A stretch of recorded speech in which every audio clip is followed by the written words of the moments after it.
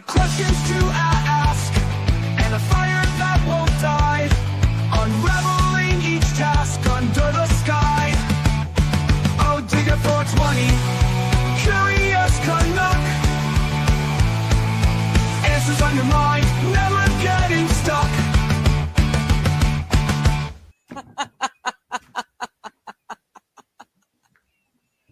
Because, Hello again. Hello again. How are you doing? I feel like I was just here. Hello, MJ. How you doing? Good to see you fill some holes. Dom, twice in one day? Yeah, I do twice in a day. Oh, what do I do? I think it's going to be Mondays, Wednesdays, and Thursdays. I go live twice every day. Monday and Wednesday mornings are going to be with Johnny on his stream, Just Kidding LLC. And then Wednesday evenings, I'm on with Mighty on Rumble. We're doing the Mystery Babylon series. So, Monday, Wednesday, and Thursday. Busy days for me.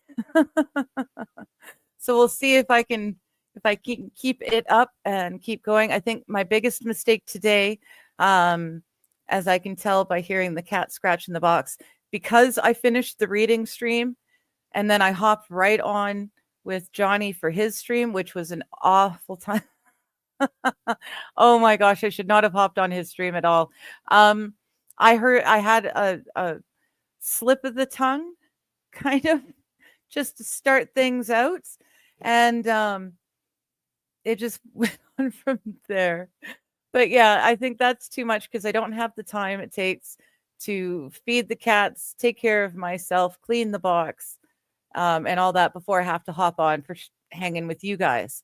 So, yeah, I'm going to not do that on Thursdays anymore. Not least of which, like I said, I hopped right on after my reading stream, and someone made a crack about making sure I'm not a gold digger, and I just broke out in song. If you don't know the song, that's fine. If you do know the song, you know what line comes after that. I ain't saying she's a gold digger, but, well, I said it. I said it out loud and proud and live on someone else's stream. And my timing was just off after that. I kept speaking over people and, oh, yeah. So we'll not do that again. So anyways, hello, Dom. Hello again, Wild. Oh, hello, lady. How you doing? Broke as trigger. There you go. That's it. That's yeah, the nice way of saying what I said. Oh my goodness gracious. Yeah. So but yeah, twice a day, Monday, Wednesday, Thursday. You guys will have me. And as long as I keep that in between time free, I think I'll be okay. I did get a chance to feed the cats. I just haven't had a chance to clean their box yet. They're spoiled rotten. I clean it every day because the place is so tiny. If I didn't, it would be awful. But yeah, they're just going to have to wait for another couple hours. So how are you guys doing today? We're nearly at the end of the week. Thank goodness for that. I'm still kind of at a loss on the weekends. I'm used to having my Saturday night and Sunday spoken for. So I'm kind of at a loss, but I'm also kind of enjoying having weekends.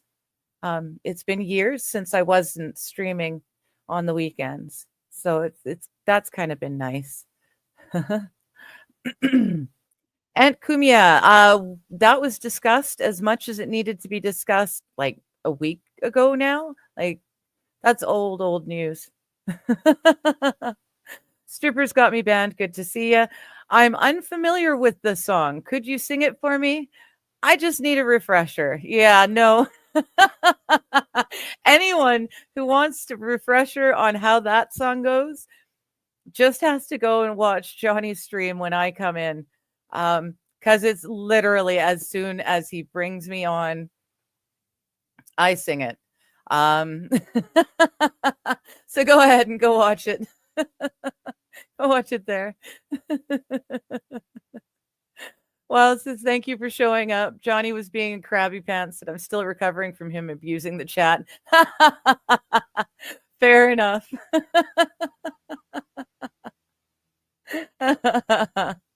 Oh my goodness. Yeah, I guess he was being a crabby pants. Darn, I missed it.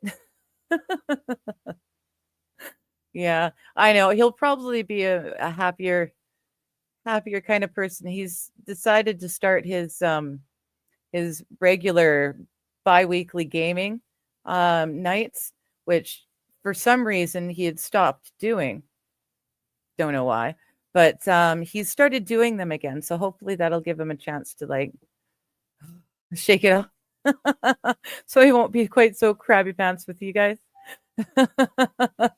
But yeah, I'm thinking I figure like I'm streaming twice on Wednesdays and Thursdays anyway. I might as well join him on Mondays also, and then make it a dual stream on 3 days a week, which basically it's almost like a full-time. It's definitely a part-time job. I'll tell you that. The cats will tell you for sure it's cutting into their them time. But yeah, that's like roughly 5 or 6 hours 3 days a week. So that's part-time hours. So yeah, that's pretty good. That's gonna get me onto a regular routine, which always helps everything. Hello, Mr. Q and Nikki and Jasmine the horse. Nice to see you guys, or see you guys. But yeah, so it'll be nice. I'm really, really glad that we started reading Prepare today. It was loads of fun reading the foreword and hearing about all my friends. It was quite nice. And yeah, I'm really excited. I've read it before. Of course, I bought the book ages ago. But it'll be nice to read it again with you guys. And apparently there's a few of you who weren't able to buy the book. So this way you guys can enjoy it anyways. You just have to listen to me reading it. Aw, thank you, Fill Some Holes. Dom says, I've been doing a minimum of 14 hours a week. Right on. That's awesome. And then is that streaming, or is that like working on the house? Because I know you've got your job as well, right? So if you're doing 14 hours of streaming on top of your regular job, that's kudos to you. That's I'm having an okay time doing the amount that I'm doing. I find it hard sometimes, especially like right now. Today is not so bad. Yesterday was worse, but when the pain levels are super high or the depression is, through the roof, it'll be a different story. We'll see how we do as that happens. Unfortunately, that's part of what makes me unemployable, is my complete inability to be relied upon for anything. I don't know, from one day to the next how I'm going to feel. I can have a great day today and then wake up tomorrow and it's, just the worst I've had in a month. I just don't know. So it's kind of a pain in the ass for employers, right? Now, if only Mr. Ed would show up, right? We can introduce him to Jasmine and see if we can make another love connection happen. Dom is saying 14 hours of live streams per week minimum. You should follow and watch. I'm fairly certain I'm following. I've seen you dropping links. Like I said, this is a lot of streaming for me. And when I'm not on the stream, I've got so many other things that I got to try and keep up on. But I managed to make it. I managed to make it to the Sunday music in the herd. So I was there for that, and I had a blast on Sunday. It was so much fun. Yeah, we played. The theme was songs about America, and they allowed me to do songs about Canada since I'm Canadian. And it was great. It was like 2 hours of songs that people suggested and then played in the Discord so we could all, enjoy it. Um, it was a lot of fun. I thought I would enjoy it, but I never had a chance to get there because I was always streaming on Sundays. Well, suddenly I'm not streaming, and I was able to get there this past weekend, and it was so much fun. I don't know if they do like themed music evenings every week, or if it's just, suggest a song, play a song sort of a thing. But it was really nice. I heard a few songs I'd never heard before, and I got to introduce to a few Americans some not just Canadian tunes, but BC Canadian tunes. So that was cool. I'm definitely going to go back for that. Mr. Q says, I've had 2 jobs and probably worked at least 60 hours a week without taking vacation since I was 16 years old, barring injury. Yeah. I was doing that. I was doing that. I was working on a career in the film industry as a makeup artist, special effects makeup artist in particular. I like making monsters and stuff. I always had a blast with that. But yeah, I got to the point where I couldn't guarantee that I could show up, and that doesn't work. That doesn't fly. I worked in drugstores for another few years, but it doesn't fly there either, right? When you're scheduled to work and you can't show up to work, it's it's no good. It doesn't matter how good you are when you're on.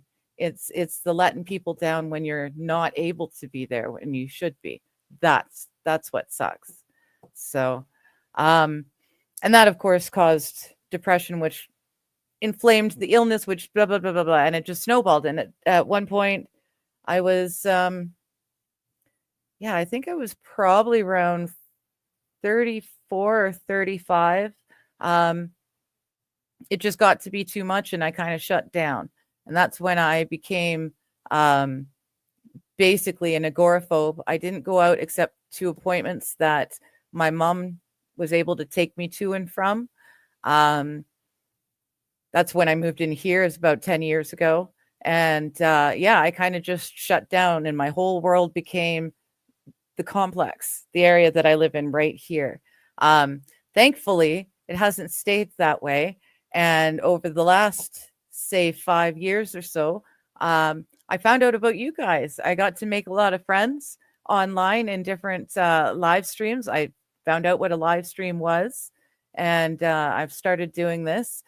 You guys, donations, buy me a coffees have allowed me to go to acupuncture, which is something I never thought I'd be able to afford to do. I never will be able to afford to do it, but thanks to people buying me coffees here and there, that covers the acupuncture treatments, and that's been super cool. I've met a lot of really awesome people. I've lost a few people along the way. But yeah, the world's opening up. I started walking home from my appointments. My mom moved away, probably 5-6 years ago. So I had to start using the handy dart. Yes, I ride the short bus and they call it the handy dart. You can insert your jokes, I know. But I started using them. And then from there, I started using them to get to appointments. But as long as the weather is good and I'm feeling okay, I walk home. There's a couple of treatments that I get a year that doesn't allow me to walk home from. But otherwise, I walk home from appointments. I've started going out from time to time and walking around town to buy stuff like milk. Little things that I run out of halfway through the month. So it's forcing me to go out and be in public and around strangers. And now, thanks to my dad selling the family home, he gave me a little bit of money. Um, not even 10,000, like less than that. You people who want to like hack and stuff and identity theft, don't bother. It was under $10,000 and it's mostly gone now. But I've got just enough left. I'm still able to do a trip into America, which is something I swore I'd never do once you guys decided that I needed a passport just to come and visit. I said, screw you. And I never went back. But now I'm going back again. I've got myself mentally to the point where I can even fathom doing that. I'm going to take a train so I get a personal room during the major part of each stop. So I'll have a chance to,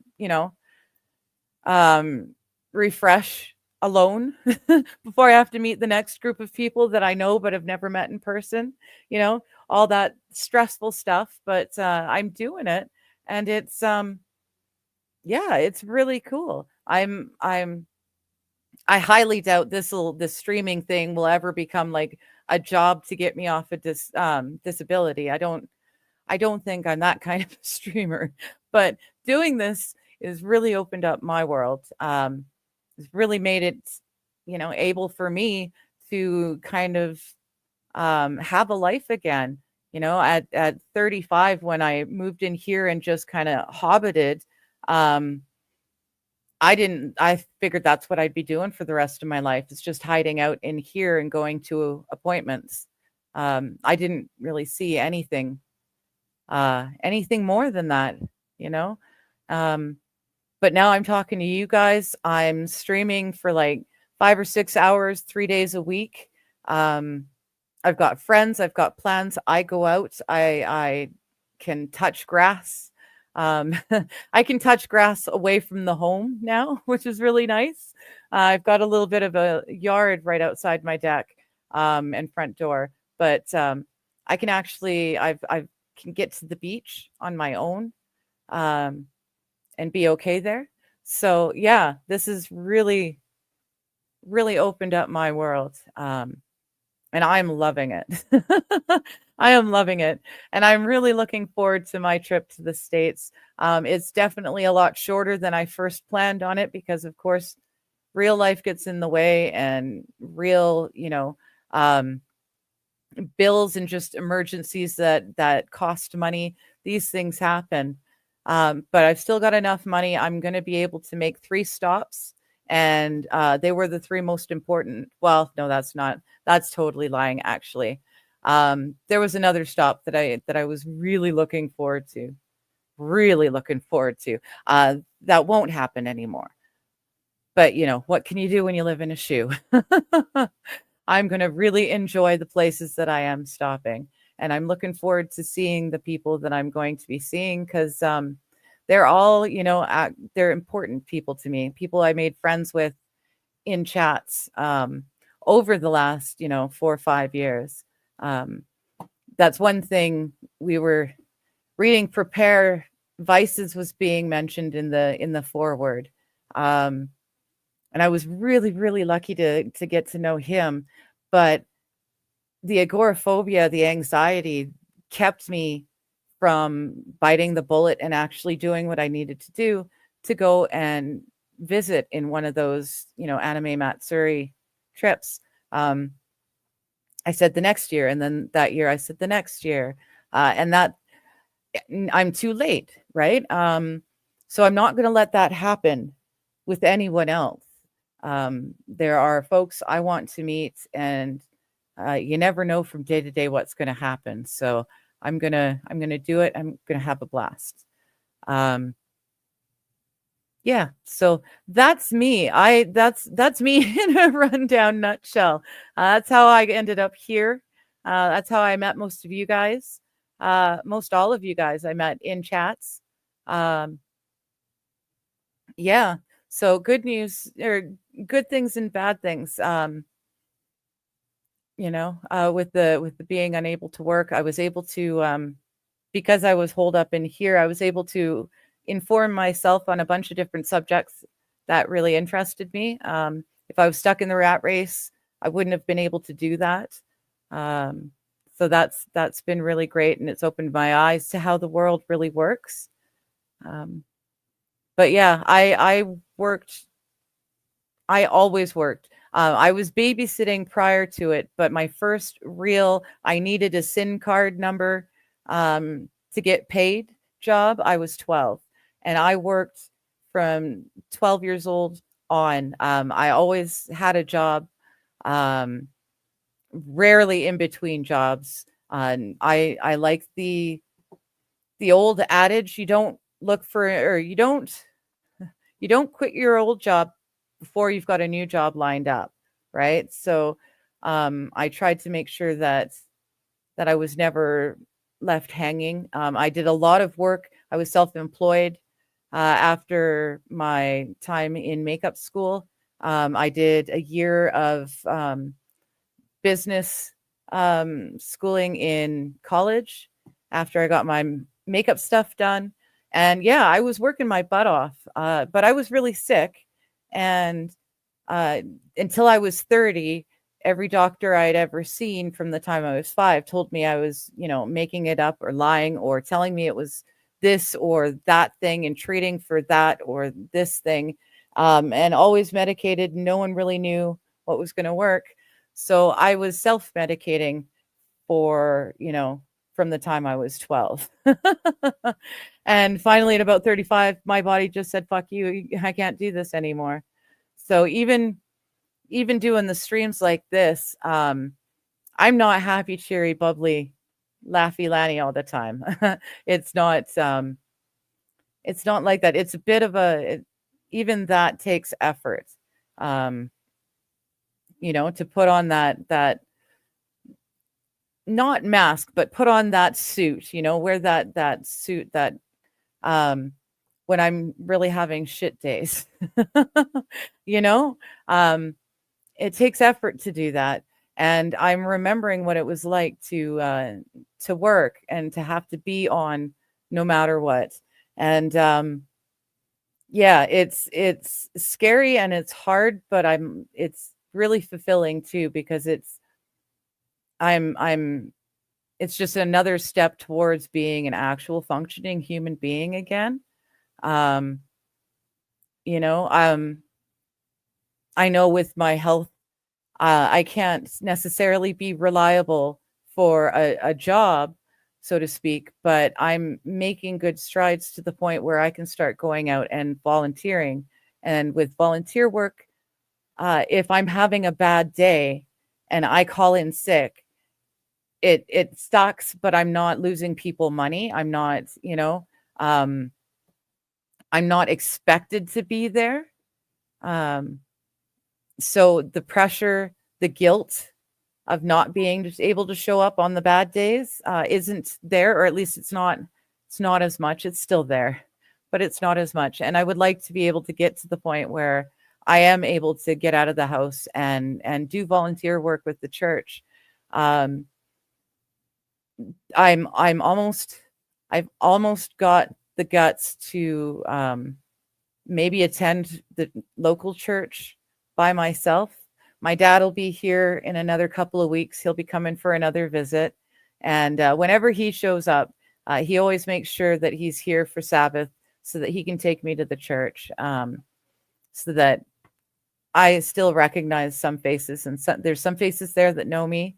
So that's really nice. And the fact that I'm thinking about attending church live is another huge thing for me. I never would have expected 10 years ago. If you told me what I'd be doing today, I wouldn't have believed it. I really didn't expect to survive much. There wasn't really a point in just existing. So I didn't have very much intention of being around for all that much longer. What's the point, right? But this internet live streaming thing, making friends with you guys has really made a difference. And I'm nearly I'm nearly a quarter functioning human now. Actually, I would give myself that. I'm a quarter of a functioning human now. And that's pretty damned good. Wild saying the hardest part is getting to know streamers online and then they pass away. 3 people I used to watch passed last year. You feel sadness, but it's weird because you never met in the physical. Exactly. Yeah, it's a different kind of thing. Sure, I talked to Jeff. I was on stream with him a few times. I talked to him a bit, off stream, and then of course in the chats. And that's one of my big regrets, was the fact that I didn't get to this point in myself to be able to go and visit in time to meet him. That really, his sudden death really put things in perspective. I missed out, so I don't want to miss out anymore. And yeah, it's really, I lost, I don't know how many of you remember, but there was a LawTube mod, Secret Squirrel, or a Secret Mix Squirrel.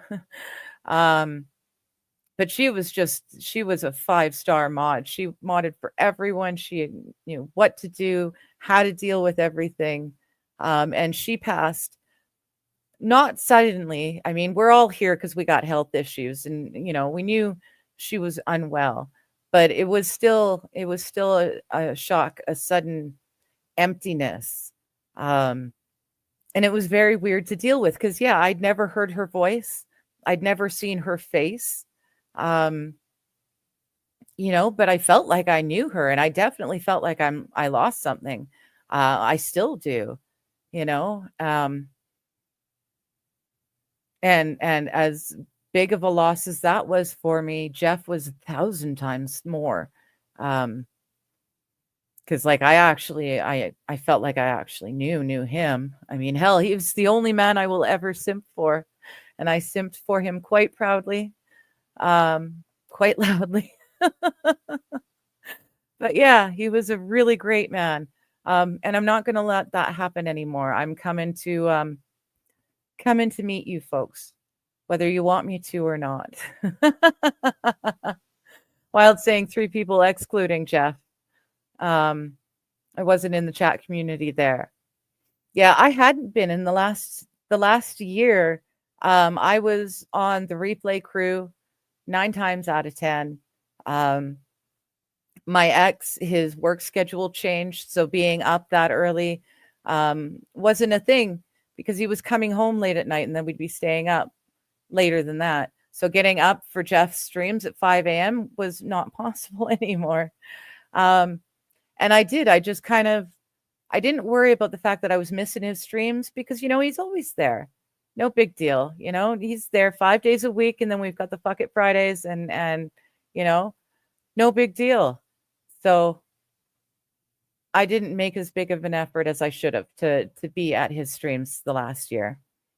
But again, that's a me thing, and it's taught me what's important. Mr. Q says Canada won't let me come. I have more family there. Yeah, you've told me they don't want to let you come back over here. That's okay. I understand that you have lots of Qs in Manitoba region. And yeah, I'm sure that wouldn't be a huge issue if push came to shove. I'm sure we could figure out a way to get you over here. Hello, Bulls Deep. I loved that clip. I wasn't able to see the biblical clip. Apparently, it was yoinked for playing as a clip on Johnny's stream. Got his stream yoinked, but I did see you clipped it perfectly. My singing the Gold Digger song by Kanye. Live stream. I just wasn't thinking, and I saw it, and it's perfectly done. Thank you so much. I'm gonna have to download it just so that I can put it on my channel.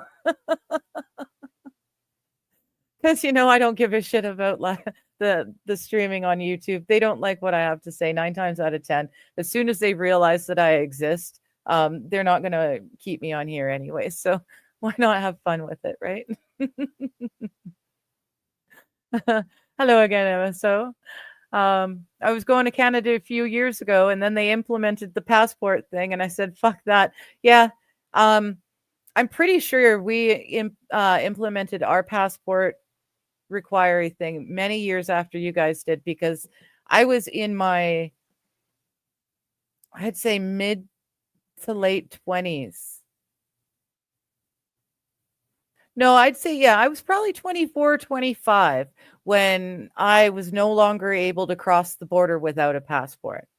I was still young. I was still, yeah, working hard and partying harder. And I just said, screw it. We used to do girls' weekends. We'd go across the border and stay at one of the girlfriends' grandparents had a cabin. So we'd stay there and we'd shop our asses off and then come back 3 days later with a new wardrobe, some of which I am still wearing to this day. So yeah, I used to love to go to the States all the time.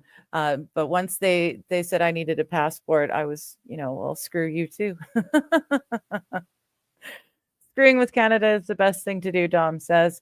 Yeah, we need some screwing with. We need some sense knocked into us. Hello, Vice Baby, coming to Utah. I'm lurking, by the way.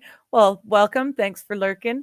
It was one of my hopes, but it looks like I'm affordability. I'm going to Minnesota and then Michigan and Alabama, or I might be going to Illinois instead of Michigan, depending on what works best for me and all the boys. But yeah, and the Alabama one, I'm really looking forward to. I've always wanted to see Alabama. I was going to do a few more steps from Alabama up and out, back out, but funds dwindled quickly. So short and sweet. But yeah, I'm really looking forward to it. And when I get to the places that I'm going to visit, I will let people know, where I'm at. So if anyone who is nearby wants to come and visit, that's, lovely. I'm not going to say well in advance, though, because I'm a solo chick traveling by herself. So let's not tell all the weirdos where I'm going to be days in advance, right?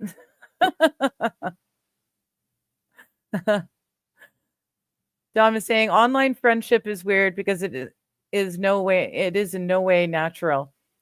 And it's all happened in less than 2 generations. We did not have historical knowledge and wisdom about it to pass down. Yeah. Yeah. Oh, thank you, lady. If you haven't already, please hit the like, share, and subscribe. Dom is saying in the olden days, we had old sayings that might still apply, but then do they? Birds of a feather flock together. Don't get your honey where you get your money. Don't shit where you eat. Getting 2 birds stoned at once. That's the Canadian version. Killing 2 birds with 1 stone. There you go. That's the real version. Yeah, do as much as you can. It shows, and that's awesome because it's better than being lazy. Well, that's just it. I hated that I'd gotten to the point where I really could be genuinely called lazy, and that's that's part of what helped snap me out of it. Because yeah, I could totally just sit around and exist in this little bubble for the rest of my life, but that's no fun. I'm much more enjoying this, getting to know people and getting back out into the world. I used to hike and swim and camp and do all sorts of great fun stuff. I used to go to concerts like weekly. I was lucky I grew up just outside of Vancouver in BC. So there's always a show going on somewhere. And I would go to concerts by myself, big, huge concerts by myself. If I needed to, if I couldn't find someone that wanted to go, I went and saw Ill Scarlet by myself in a mid-sized bar. I can't remember the name of it offhand, but it was such a great show. I ended up going backstage, meeting the band, smoking a bunch of blunts with them, and then going outside and being so stoned that I couldn't remember where I'd parked my car. So I got to wander around Gaytown in Vancouver for a little bit, trying to figure out just which alley it was that I had parked in. But I used to be able to do all that sort of stuff and not have anxiety about, people around me or the openness of space, the lack of a safety exit. I used to be able to do that stuff, and so I'm starting to be able to do some of that stuff again. So that's kind of where I'm at. Yeah, hesitate to call it a friendship, not in the way I traditionally experienced, but you can make a mental connection with people. A synchronicity in conversations can happen. Yeah, yeah. Oh, and there's Kaiser saying, "Hey, Digger in chat, hope you're having a good day." Yes, I am. I said the N word on a live stream. That's what I did today, Kaiser. It was not mine because, that would have been okay-ish. But I had to do it on someone else's totally by accident, singing a Kanye song. And yeah, that's how my day went. But Kaiser's one of those folks that I'm going to be meeting on this journey out. Actual friends that I consider friends will be able to make that physical in-person connection because you guys are right. It's a different kind of friendship, the online thing. It's not near as much of the IRL sharing. And even when there is, it's different. I mean, someone's moving, you can't go over and give them a hand. If someone's lost someone, you can't, be with them as they're mourning. It's a different kind of a friendship. Also, it's a lot easier to be misled on the kind of relationship you think you have with someone. Things. Yeah, it's a different way than having that IRL face-to-face relationship. So I am trying to make that IRL connection. So that I don't get, so that I can have my good true friends, and not have to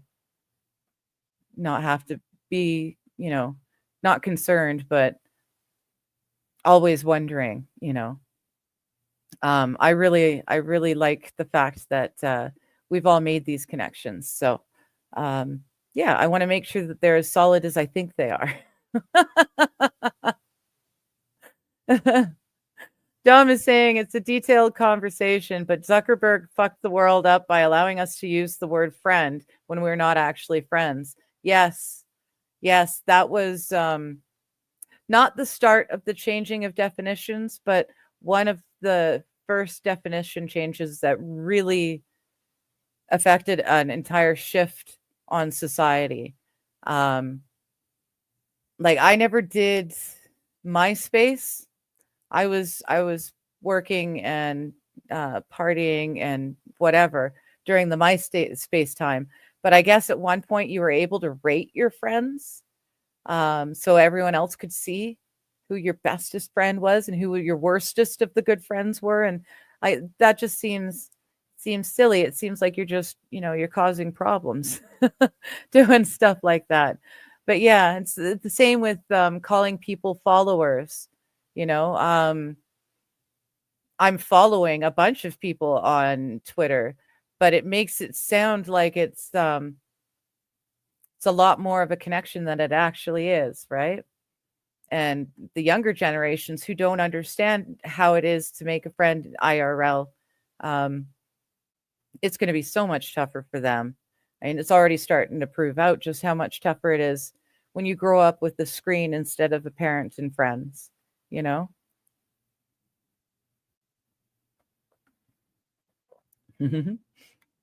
Wild saying, "Aw, Digger, you're fully functioning. Don't put yourself down." Well, yeah, I'm I don't know. I don't think I'm fully functioning, but I'm doing a fuck ton better. I really, really am. Um, yeah, I really am. I'm loving it. I'm even, I'm I've got the Wii Fit, the original Wii Fit. It was the one and only gaming console that I have ever bought for myself ever. We had the Sega and we had the Sega Genesis with the adapter so we could still play our Sega games. We had that as kids, but my parents bought that for us. This was the only console I ever bought. I've got it still, and they've got they call it Wii Fit, and it's got yoga, strength training, balance training, and aerobics. And I know I'm doing better when I am able to sign in and into that every day. I'm not every day yet, but I'm like every other day right now. I know I'm getting better. And the more I do it, the easier it's going to be. I'm hoping on doing more exercising, less smoking. I'm going to try and, whenever I want to go for a smoke, I'll do a quick set of exercises or something. I've also got water that I will be chugging like nobody's business. But yeah, so I'm getting there. I'm getting there. I'm a heck of a lot better. 13 minutes ago, Magic 8 Ball said, "Uh-oh, I'm changing my address." I don't know why. I don't know why you're saying that. I'm sure it was something that I was talking about, but I can't remember it. Oh, and then you're saying just kidding anyways. Okay, so whatever it was, it doesn't matter. Hello again, No Fucks. How you doing? Oh, ladies supervising bedtime routine. Yeah, see, for me, it's only 4:30. Well, 4:45 now, but it's still early. The sun is still kind of shining. I mean, it's overcast. That's the nice thing about the Okanagan. Even the overcast has the sun behind it. It's not that, feeling of darkness and grayness that just sits over top of the coast, the lower mainland for days and weeks at a time. When it rains here, not well, yeah, not in the fall, but otherwise, when it rains here, spring, summer, it's sunshiny while it's raining. So you're getting the rainbows in the sunshiny day while you're getting rained on, and it's hot, hot, hot. It's so cool. It's the nicest kind of rain I have ever experienced, is the rain on a hot, sunny day. Yeah, it was after 9/11, lady, that you guys started requiring passports. It was probably fairly soon after. That was 2001. Yeah, within a few years of that, my guess. Yeah, within the Patriot Act did that. Yeah, the Patriot Act was the first step towards really infringing on you guys.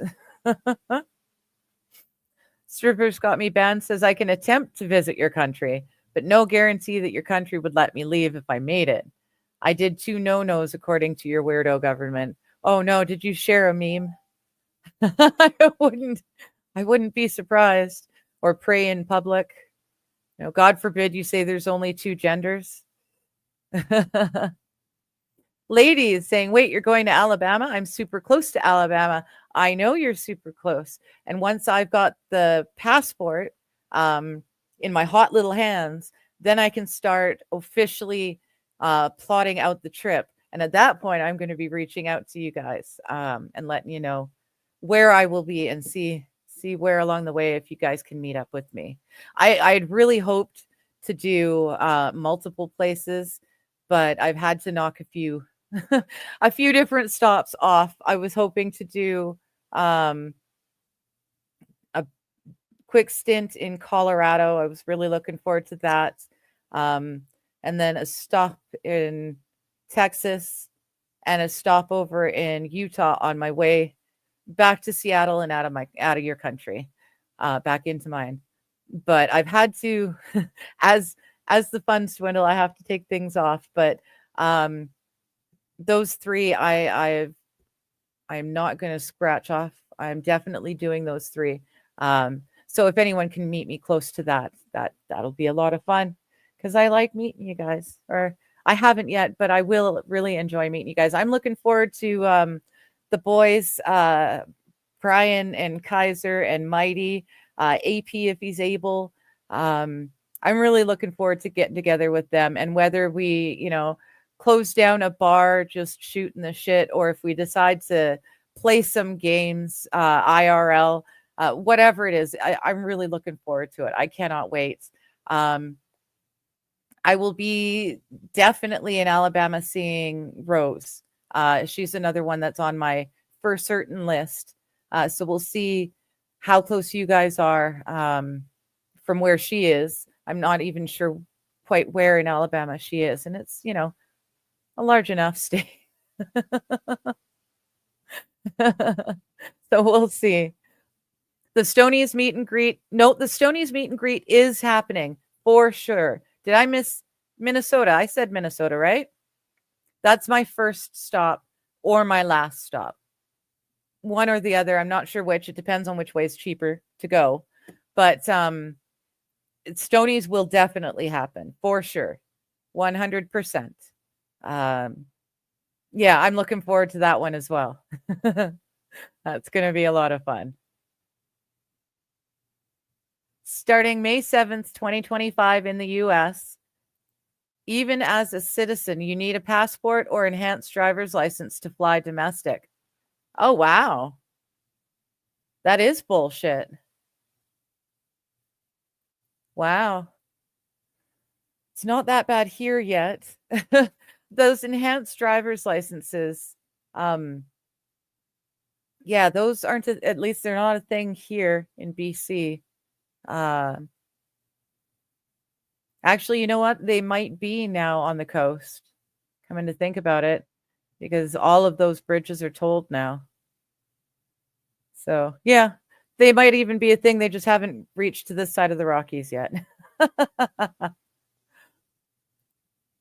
Mr. Q says, it's a good night here. Kids are done eating dinner and running around outside, chilling with Nikki and smoking in the garage. So happy it's getting to be spring, right? You and me both. JK's coming in. Good evening, eh? Good evening. Good to see you. Why do you want to fly domestic? Must be being paid way too much money. Flying domestic? Well, I don't know. Wouldn't you want to? I got a lot of family who flies domestic in Canada. Costly. Oh, thank you, Vice Baby. We enjoy having you. Yeah, I really enjoy it. It's a really great group of folks that I've managed to make friends with, and yeah, I'm. You guys have helped me to get my life, up to this point, and I will forever be appreciative. So, drive from New York to California. Oh, you're talking to Dom. Okay. Sorry. California is on my list of places I want to see eventually, but it is literally driving. I am capable of driving, and that is a beautiful drive coming from Vancouver and across at like Peace Arch Park. And then just driving the coast all the way through Washington, Oregon, and through California. I really, really want to see the, oh shoot, I've forgotten it again. It's the mansion. It's the mansion, the Winchester mansion. There we go. The widow kept building on the mansion, changing things and rebuilding and knocking things out and building differently, because she was afraid if the builders stopped building, she would have to hear the ghosts of all the people killed by her husband's death machine. So I really want to go and see that place. That's right up my alley. But yeah, Wild is telling MSO that she's never gonna fly, but more regulations suck. Yeah, I'm the same. I will never fly. My family was very involved in the older generations in the local airports. They were there at the ground level for two of them, one of which is a major airport now in my province. But yeah, the closest I ever got to an airplane, my uncle gave me a tour when I was little. He gave me a tour of a plane that had been cleaned and prepared and ready, but hadn't been released to go and get loaded with passengers. Um, so I got to see it in that just before the humans get in moment. But it was cool. It was a neat thing, but it didn't make me want to fly. Not at all. So yeah, my trip is going to be by train. Um, I love I love driving, but renting a car is way too expensive, not to mention gas and all of that. Um, so yeah, I'm going to take the train, and America's train rail system is phenomenal. If I want to take the train in Canada, I have to book passages or packages. I can't just hop on in one space and then hop off and then hop back on and go to my next destination. It doesn't work like that. It's not like public transit. You guys work flawlessly like public transit.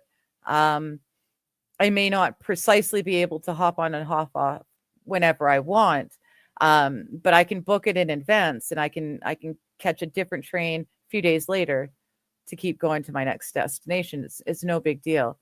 Canada's rails, you have to buy a package, and if you don't want to go where any of those packages will take you, then you're SOL.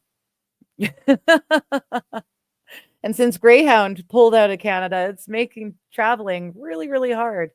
So I'm going to really appreciate going by train. And like I said, most of them are going to be, um, uh, most of the sections are going to have at least one overnight.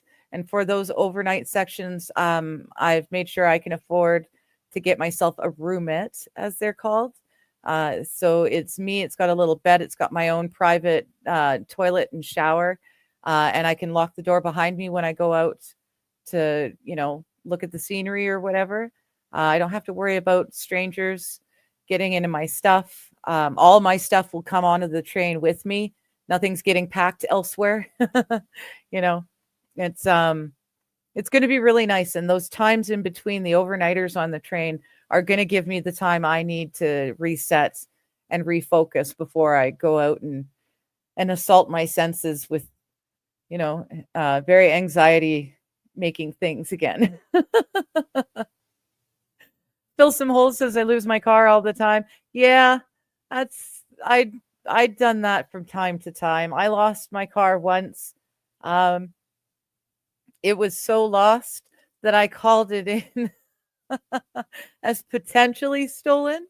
I said, I really don't know. I might have just parked it, but I don't know where it is. I have no idea.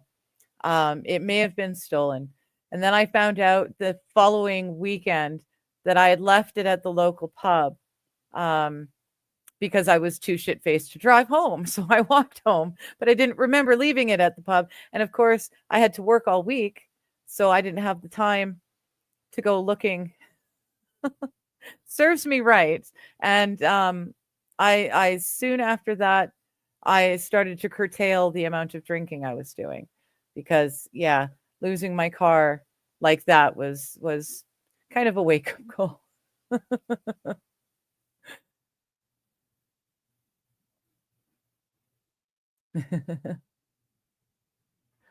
Why the F would someone want to go to California? Why the F would someone want to live in New York? Both places were nice. I mean, it's like Vancouver. The Lower Mainland is beautiful. It's wonderful. It's been ruined by the Liberals, but we can get it back again. And the land itself is beautiful.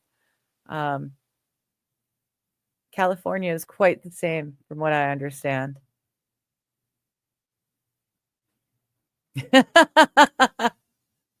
Wanted to fly to Canada. You never used to need a passport, right, MSO? Yeah, you didn't used to have one. California and New York are why you have extra regulations.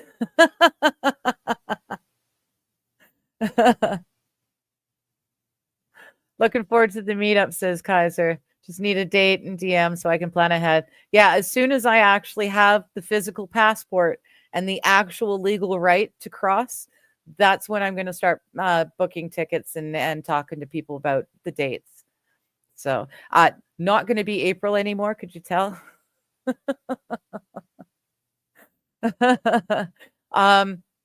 It sounds like if I can't rush it and make it for June, then potentially September. That would be the better time health wise, before it gets too gross out. But after it's gotten too hot, like I can't be traveling to places like Alabama in August. With my health things, that wouldn't work. But yeah, I love to drive. If I could afford to, if I owned my own car and I could afford it, I would totally road trip from one end of the continent to the other. I always wanted to, a dream of mine, bucket thing, was to get in the car and drive from Vancouver into Seattle and then drive all the way along and see all the states and everything in America. And then when I get to the Far East end, I'll hook up, come into Canada, and then do the same thing coming all the way back, dropping into places along the way. But that's never going to happen anymore. The cost of living and the fact that I'm not able to afford a car means that that's probably not going to happen. So the train will have to do. And yeah, that way I get to sleep when I need to. I don't have to be up and trying to drive and stuff. The MySpace top 8 was a wild time. Was it only top 8? Oh, okay. I assumed it was top 10, but I know that at some one point you could rate your friends, which just sounds like a horrible, horrible idea.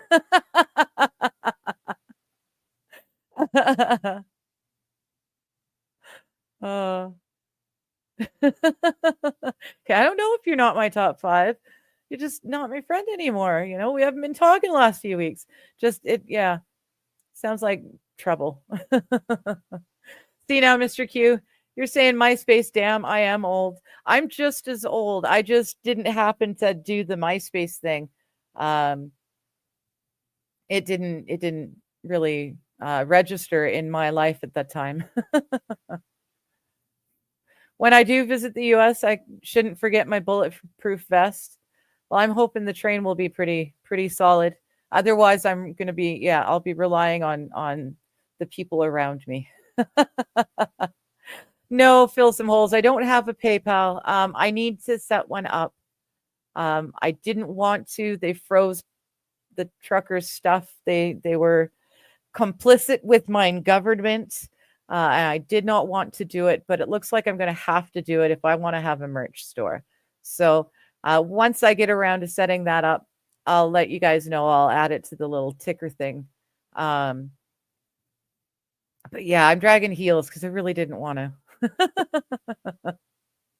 Wild saying she needs to stay out of the hoods. That's kind of the big thing. That's something I was telling my mom, who called me and kindly asked if I would be willing to postpone my trip for 4 years, for at least 4 years was her wording. She's that worried about Trump and everything. But yeah, I told her that I would be on a train or in small towns. The only time I was going to a big town was going to be, wherever, Chicago, Detroit, wherever in there me and the boys decide to meet up. Other than that big city, where I'm going will be small towns, and she doesn't need to worry. I won't get scooped up by ICE and thrown in a detention center.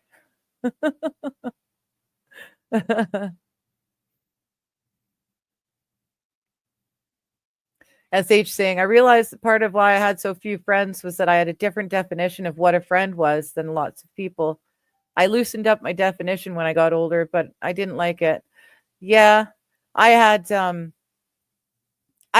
have friends that I have known since grade 4. We went all through school together, high school. The one friend, he and I actually ended up going to prom together, or we call it grad in Canada, but we ended up going to grad together. Um, these are people that I've known in person all of my life, and then COVID happened, and the one that I went to grad with actually got so upset with the alternate viewpoints I was posting on Facebook about COVID, rather than just not reading them. Um, he got so angry he ended our friendship. Uh, so after that happened, and the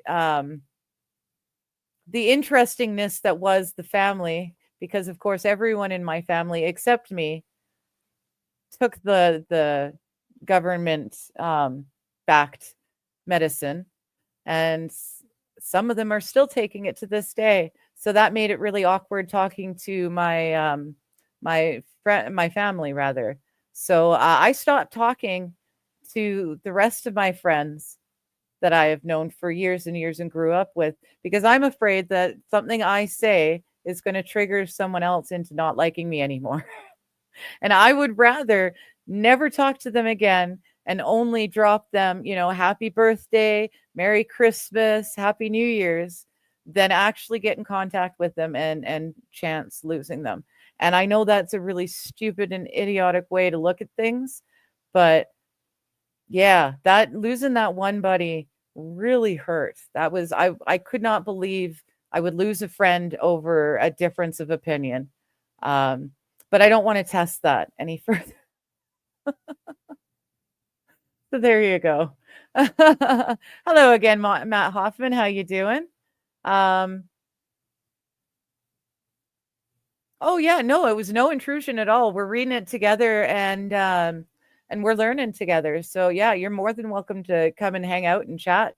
Um, we're having a good time. The idea of Maslow's pyramid was kind of the basis upon which Stephen Gosney wrote his entire book.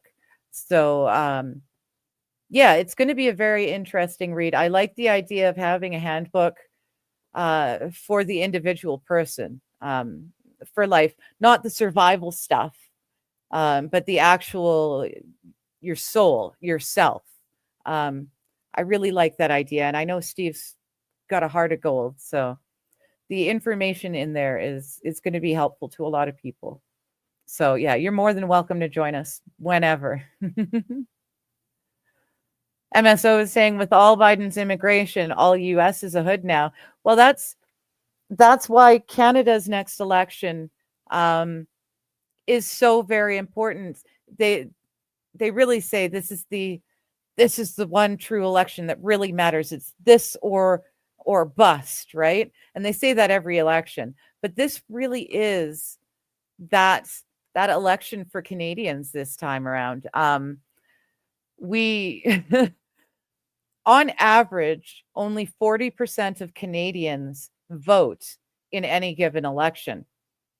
My government in the last 9 years has brought in more than a quarter of the population of Canada in refugees and immigrants. 25% of all Canadians are immigrants now, according to the last census data, which was 2022. So the problem is my country has inundated us in the last 10 years with all of these people who have different belief systems and different ideas on how things should work. And they are all very, they tend to vote. They tend to go out and vote and make a use of that, that vote. Whereas, like I said, Canadians, maybe 40% of Canadians bother to turn up for a vote. So this election is really going to be it. If we can't get, more than 50% of Canadians out there and voting, then the immigrants, just by sheer numbers, will choose which way country goes forward. Our country will go forward. And that's scary. That's very scary. We've got people who want to implement Sharia law in my country. We've got the CCP with their own private police stations all across my country. They've already got their finger holds. This election can really sway how Canada looks. It's scary. It's very scary. It could, Canada as it used to be, maybe past the point of no return, depending on how this election turns out, or rather, depending on how many people turn out for this election. Canadians have got some guns. We've got some guns, not many, and handguns were made illegal a few years ago. My shovels are illegal, apparently now. But yeah, we do have some guns.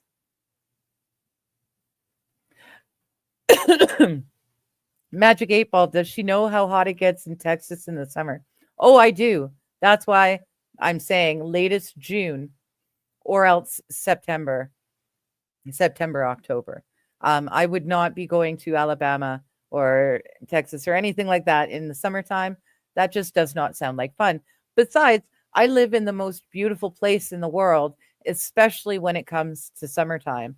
So there's no point in traveling when most of the world comes here. Well, maybe not most of the world, but a lot of people come here for the summer times. I'm not going to travel. I'm going to travel when it's, gross and wet out or snow time.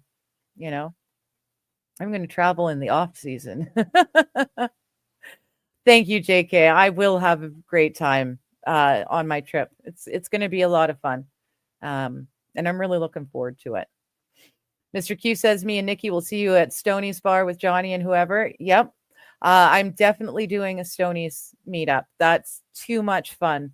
I'm looking forward to it too much to take that off my list. The Pacific Highway. Yes, that's exactly it, MSO. I just want start out in Vancouver and just do that all the way along the bottom to the East Coast and then come back through Canada.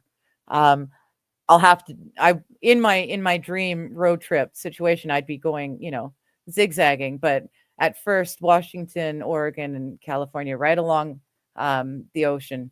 Just beautiful. I wanted to do the Goonies. I want to stop and see where they filmed Goonies. There's a beautiful redwood forest in, I think it's just outside of Seattle, I think. I remember we used to go to as kids. I would love to go back there and see it, hike that again. There's a like a family resort sort of thing that I've got. My dad belongs to that I can stop in. So I was planning on with my multiple trips. I was hoping to stay at their different locations. That it's kind of like a resort, but it's not like a fancy rich folks resort. It's you can come and stay and set up a tent, or you can rent a little whatever they are, motorhome nightly. It's really nothing fancy, but my parents got in on it in the very early 90s, and my dad's kept it up. It's very helpful, very useful. Mr. Q knows a bunch of people who love going on Amtrak. Yeah, Amtrak is what I expected to get out of the Canadian rail industry, because I know we've got the trains and they run all the time. But for whatever reason, Tourism Canada is just not making use of it the way they could. Amtrak's got so many stops, so many stations all across your country. I can pick and choose wherever I want to go, even small towns. And in some cases, like St. Cloud is a small town, but they've got 3 separate train stations that I can choose from to get on and off at. You don't get that here. I will have to go from where I live in the Okanagan, which is like the middle of BC.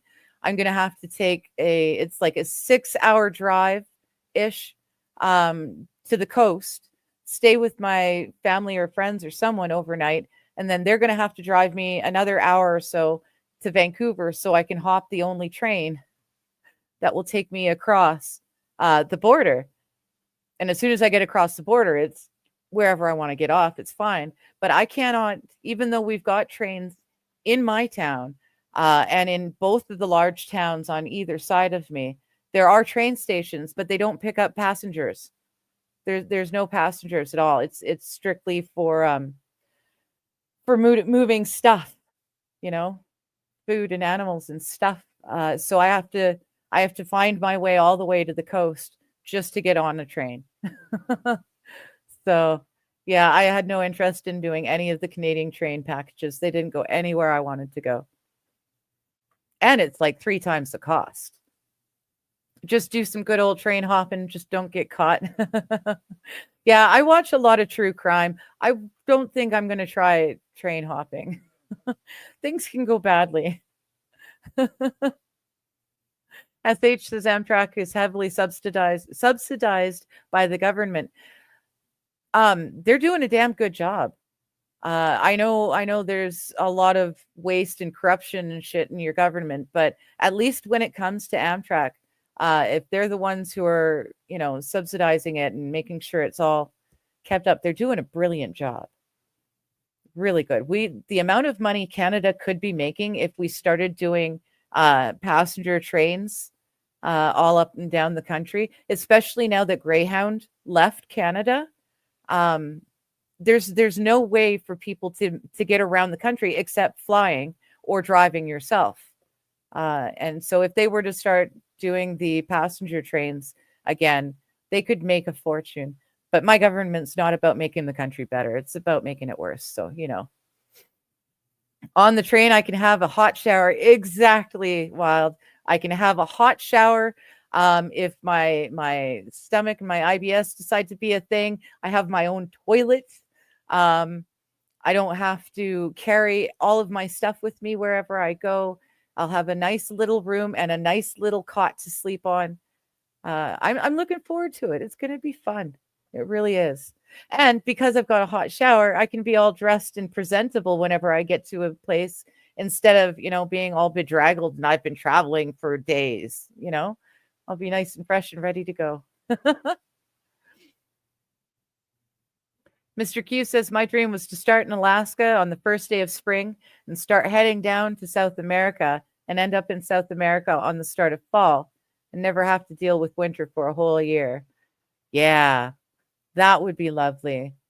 When we were kids, my family would do a lot of road trips. And one of the trips that we did, we ended up going to Mile Zero on the Alaskan Highway. And that was really cool. So in my lifetime, I've done an awful lot of road trips through BC and Alberta. I've even traveled into road trips into Saskatchewan once. And that was a lot of fun. But I've always wanted to just hop in a car and start driving. And like I think it was MSO said, the Pacific Highway, just start driving. Stop when I want, start when I want. If I feel like spending an extra day here or there, I can do it because it's on me. So the train is pretty close to the next best thing. And it's definitely the next best thing for me because I'm not going to fly. Hello, Atomic Ray. How you doing? Do you plan on smoking during your trip? You need to plan your smoke breaks, or Karen and Ken will make you late for your next stop. Yes. Cigarettes, I will hopefully be quit. I really had intended to be quit by now, but gosh, it's hard. It's the first bad habit I ever employed, and it's like the last bad habit that's got me. It's scary and it's hard and it's all sorts of mind stuff, but I am hoping to not be a smoker by the time I get on the train leaving Vancouver. When it comes to marijuana, I use it, I rely on it fairly heavily for medicinal purposes. I've already been talking to my doctor about things we can do. Um, the main painkiller that I use, like there's the medicines that I take at certain times each day, every day, and those are my baselines. But I've got other medicines I take when one thing is getting worse or the other, so extra painkillers when the pain gets really bad. Um, some of those I may not be able to travel with.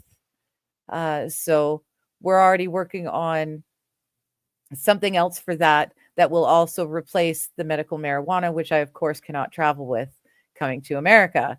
So in the places that I go to, if the people that I'm meeting have some and would be willing to share or sell some to me while I'm there, lovely.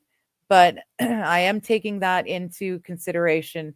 And the doctor and I have already got some plans on how to change up my meds so that not having those options will be as little of a hindrance as possible. Yeah, while it'll be Chicago or Detroit from my best guess, but then I will definitely be going to Stonies as well. So yeah, you'll be able to find us. Hopefully we can all time it out for the right, to work it out for everyone. Oh, Magic 8 Ball is saying that to Mr. Q, there's a girl on YouTube who did that exact trip in reverse on a motorcycle. That's cool. My stepdad's a motorcyclist, and he's taken my mom on some really cool rides, road trips.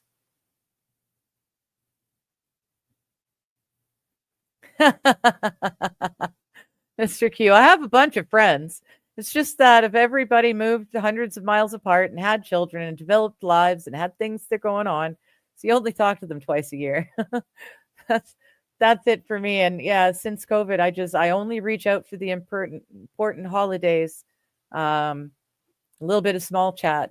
That's it. I don't want to risk anymore. I saw a few of them were as Canadians were cheering on Kamala during the last election. And I just know if I were to talk to them for too long, I'd say something that would piss someone off. And, that would have been the end of it. Yes, Dazzer, friends should be able to disagree. Fifis have become all too important. And yeah. I remember I grew up, sticks and stones may break your bones, but words will never hurt me. And words did hurt a heck of a lot, but you just ate it and moved on and kept going. And there's too many people who take a slight hurt and turn it into a victimhood these days, and then are getting patted on the head and told it's okay, they're there. Mr. Q saying he's too old for that, needs a camper, and hopefully by then a drone to carry me up the steps of Machu Picchu. Right? That would be a lovely. I think even if I was gnawing on cocoa leaves the entire trek up, I don't think I would make it to the top of Machu Picchu anymore. I'm just not that person anymore. SH saying only twice a year I wouldn't feel like we're friends. Yeah, well, I consider them friends still, because we've known each other our entire lives. And I know that in a pinch, if I showed up on the coast and reached out and said, hey, I need, can you help me out? I need a place to stay overnight. Those friends are ones that I know would still take me in and put me up for the night. That sort of thing. But there's only a few of them. So I don't want to rock the boat. Yeah, Canada talking about immigration. Well, your illegal immigrants, as soon as they cross the border into Canada, become refugees, which give them all sorts of rights, and all sorts of benefits.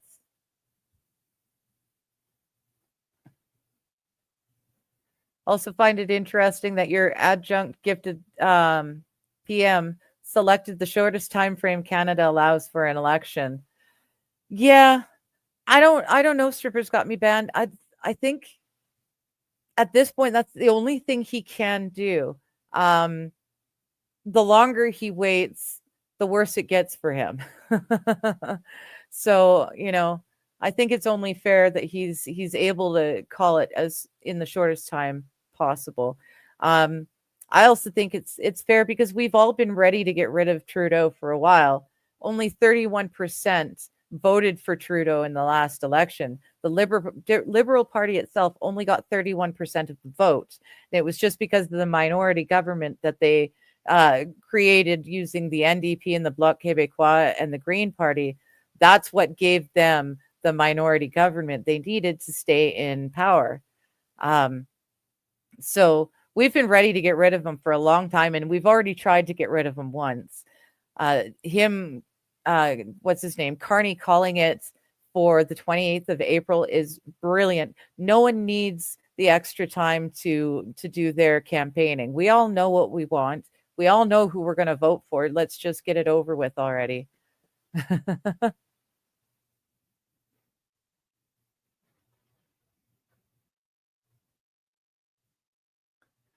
Yeah, there's still guys from Detroit that are bringing girls to Canada every winter when the lake freezes to get fixed.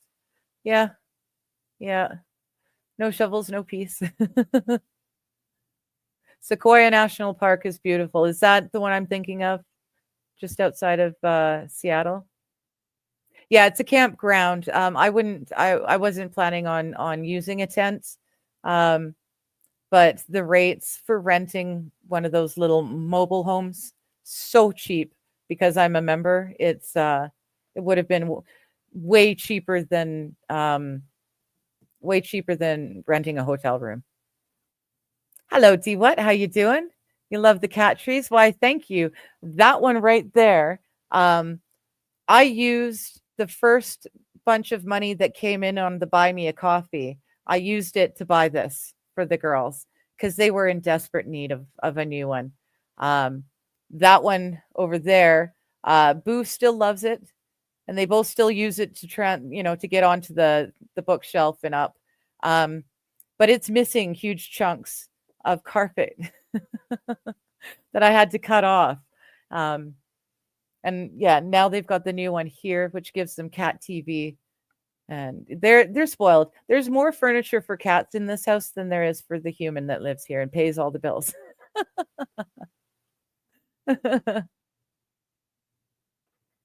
Yeah, there's a small town Amtrak station close by to Mr. Q.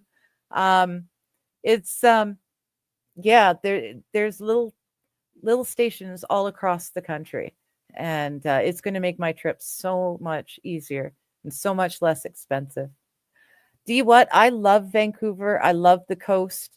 I can't live there because it's a rainforest and the wet just kills me. The fibro does not like the damp. So when I moved up here and I realized just how much better I was year round here, I decided to stay. But I love the coast and I love Vancouver. Right now, I wouldn't go anywhere near it. It's been really trashed. The city of Vancouver has really been let go. Liberal, well, not liberal, NDP's rule for like more than a decade, nearly 2 decades now. The NDP have been in control of BC, and they've really ruined it. They legalized all of the hard drugs and then started selling them out of vending machines. They're the ones that raised all the cost of living and homes and all of that to the point where I think the last time I heard, I think it was almost a third of BCers are homeless or facing homelessness because the cost of living is just so high. Yeah, now is not the time to visit. Wait until and if we can finally clean up the junkies and the homeless and rebuild the city, because there's no businesses left downtown. None of them were able to survive the influx of drugs and drug users. So yeah, I wouldn't bother right now, but it is a beautiful place when it's working right. It's like Seattle. Seattle used to be the coolest city. I used to love going to visit Seattle as a little kid and even as a teenager and young adults, going without the parents. Seattle was a really great place, a really awesome town, but it got ruined by the liberal, the okaying of everyone. It just got ruined, and there's no point in wasting your time going there right now. There's only cargo trains here in my little town city thing. Yeah.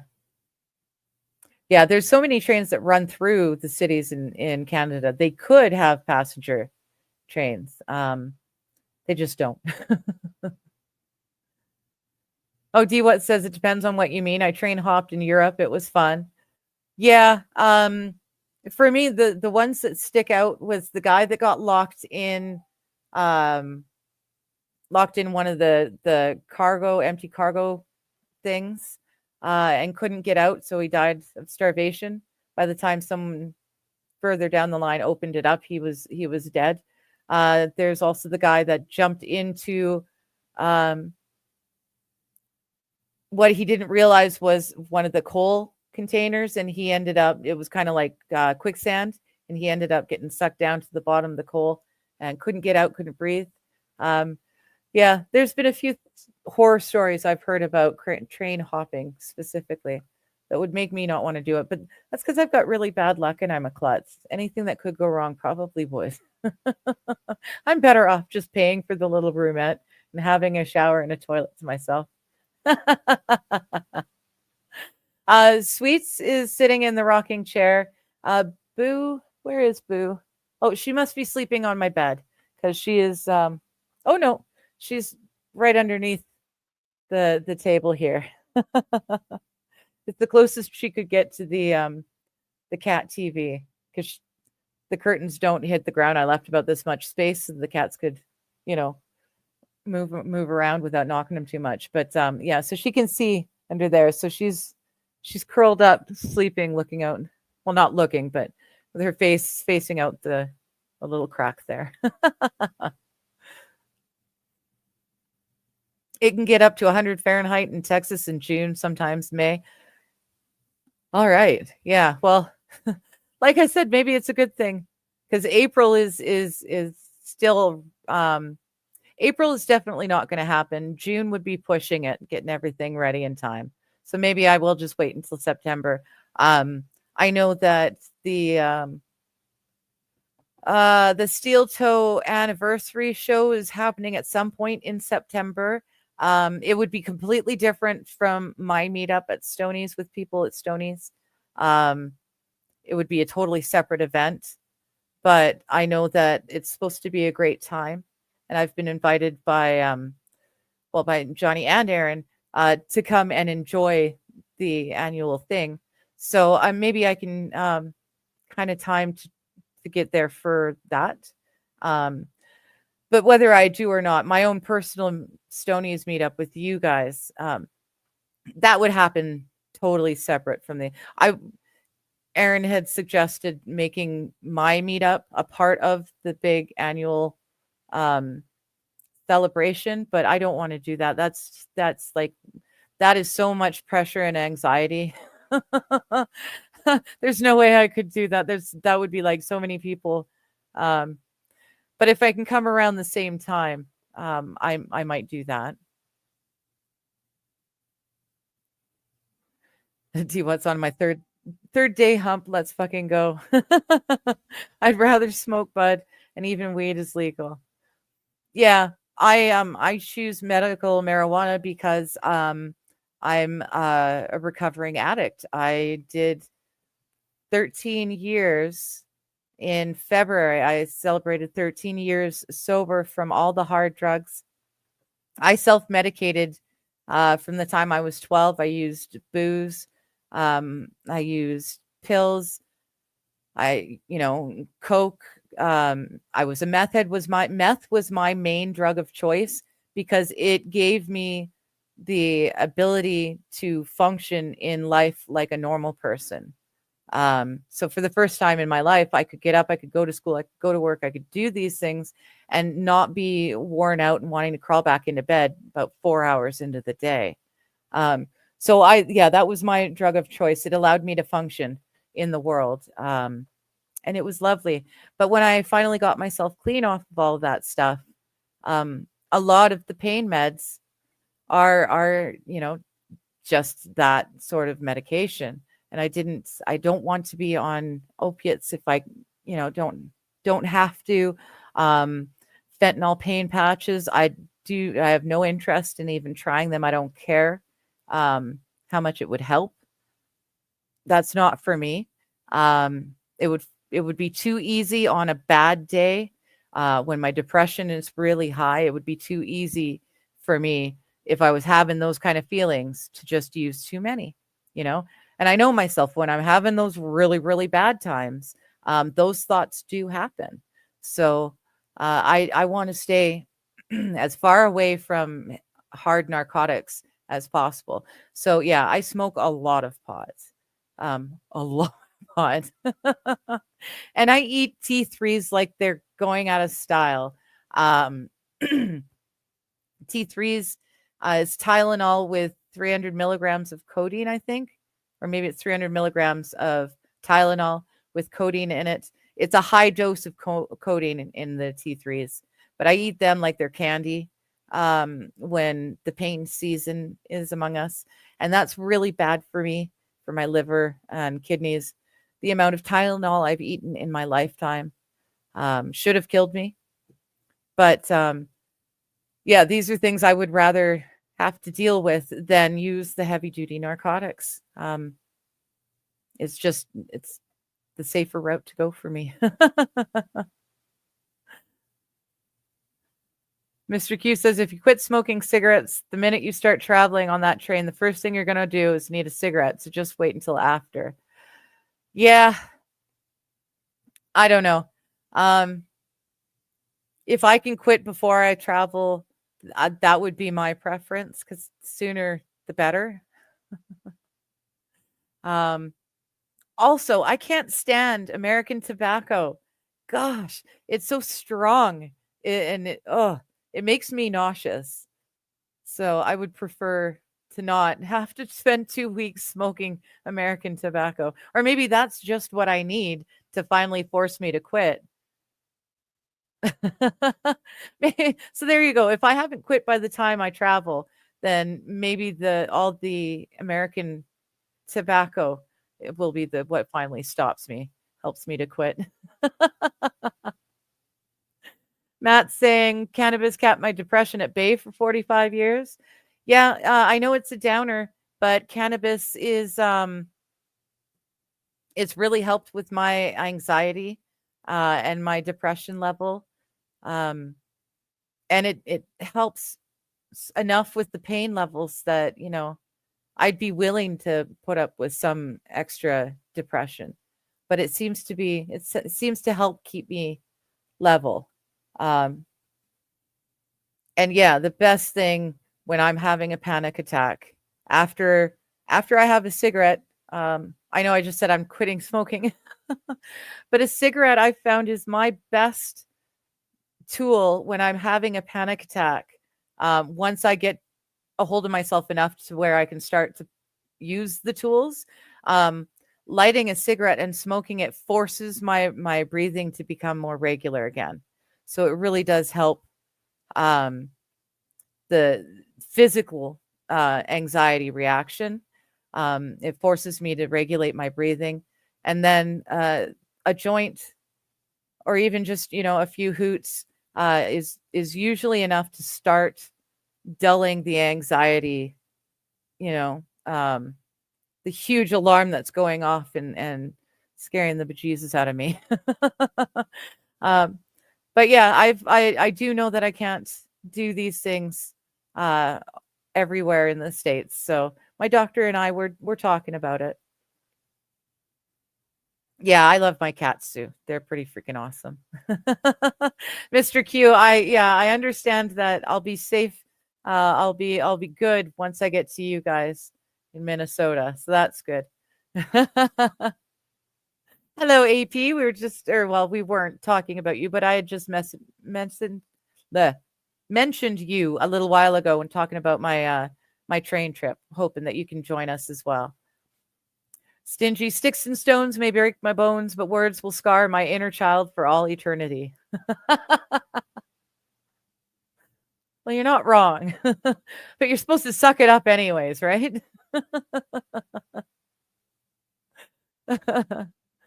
Strippers got me banned? Never happened. Says D what? Bad Desert saying evening to AP. Canadian strippers are tarded. Not all of them. Some of them are pretty talented, I tell you. I've seen some really talented strippers in my day. There's some great strip clubs on the coast. Oh, and Bad Dazzer had it slightly differently when he was growing up. He said it was sticks and stones may break my bones, but whips and chains excite me. I didn't. That's not one I was taught growing up. Canadian strippers are called peelers. Do you guys not call them peelers? Is that a Canadian thing? D's a cat man. D what's a cat man? Yeah. Yeah. That's one of my measurements of a person is how they feel about cats. You don't have to like cats, but it says a lot about you if you really dislike cats, or if you're like indifferent to cats, but cats really, really love you for anyways. Yes, I said a boot. I had no idea I said a boot, but apparently I do. Yes, D what? I do remember the Real World van. Holy cow, I'm old. But so are you. So good.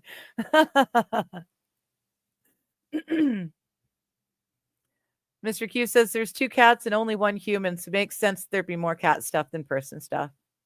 I guess. Yeah. I'll go with that because it makes it better than me being a crazy cat lady who gives the entire apartment to the cats and then sticks to one chair and a little bit of table on which the cats are now encroaching. That sounds a little bit sadder.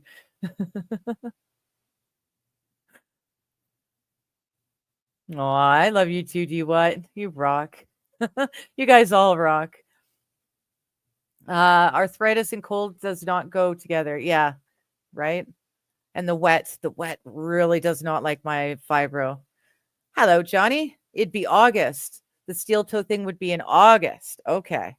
Sorry, Caps Gaming. Yeah, I gotcha. No worries. How's the raid going? Hope you're killing lots of folks and looting. I don't play, so I just assume. SH had a ticket for last year's anniversary party, but didn't make it. Yeah. What's happening with my animals while I'm gone? I have got neighbors, very good neighbors whose cats I've babysat for many years. So these 2 will be well cared for certain. They will not miss a feeding or a litter box cleaning. That's for sure. And I'm sure the kids would love to give them some extra love and affection too while I'm away. That steel toe thing is a zoo, says fill some holes. We'll see. And that's where my, just hearing that idea of combining my meetup with that sent my heart just pounding and my anxiety through the roof. I don't do crowds really well. And so, yeah, combining the 2 will not work for me. Doesn't work for me. I want to meet you guys. I want to meet you guys at Stoney's because I want to see Stoney's. It's just, I've heard too much about this place to not go there when I'm actually in the state, in the town. So I'm definitely going there and I want to meet you guys, but I don't want it to be in the middle of some big show and party with zillions of other people there. Being there at the same time and going and attending some of the things, that's one thing, but being, one of the guests of the event is a whole different thing. So yeah, the fact that it's a zoo does not surprise me. And I would much rather do my meetup, you know, on the lowdown with you guys. I don't need a big thing, a production. You think Johnny K likes me, eh? Do you what? I don't know. I don't know. I can't tell. AP says September would be a better time frame for a visit to Detroit too. Hello, Nat Glow too. How you doing? Citizen M, clip it. It's only 10 minutes ago. What did I say? Citizen M. Oh no, I'm not even going to say it. Say his name 3 times that he might appear and he might just clip or find out about. Yeah. Anyways, it was a fun day today. AP saying angel dust with a question mark. I'm not sure if you're asking if that was one of the ones that was legalized. Yes, everything was legalized here. Absolutely everything. Yes, SH. Meth lets you drink a ton and not get sloppy drunk too. So I'm told. I will tell you, yes. Cocaine does the same thing, but meth is a heck of a lot cheaper. I am not saying that anyone should do this. Do not do what I did. I really seriously ruined my life with it. Do not do not try hard drugs. It's just not, it's not worth it. I did so that you don't have to. But yes, cocaine does that as well. It's just a lot more costly.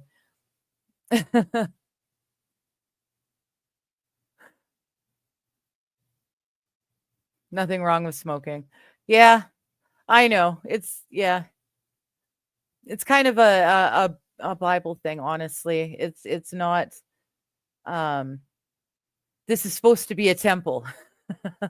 And I'm not treating it like much of a temple when I'm smoking all day every day. And well, not all day, but you know what I mean. Like I'm not and when it comes to the medical marijuana, if I could find a way that I could ingest it and have it work without needing to smoke it, I would totally do that. But edibles have never worked for me, and I've used the tinctures and stuff, but they don't. I don't know. They just don't. They don't hit the same way. Like for me, I use dabs, so I use shatter and that sort of thing.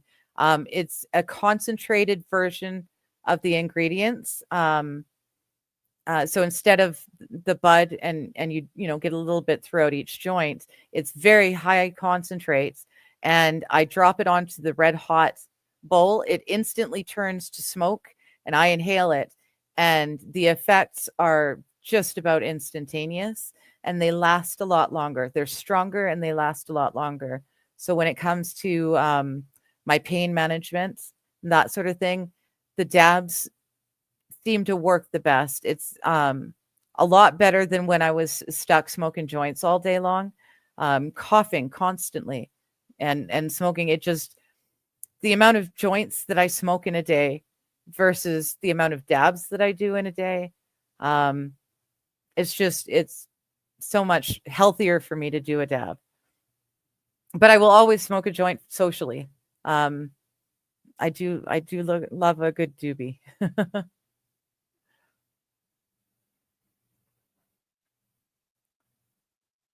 Yeah, 300 milligrams of codeine would not be good for you. Yeah, I'm pretty sure it's 300 milligrams of Tylenol.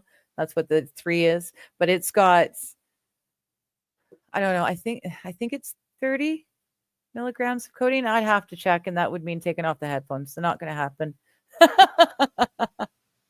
I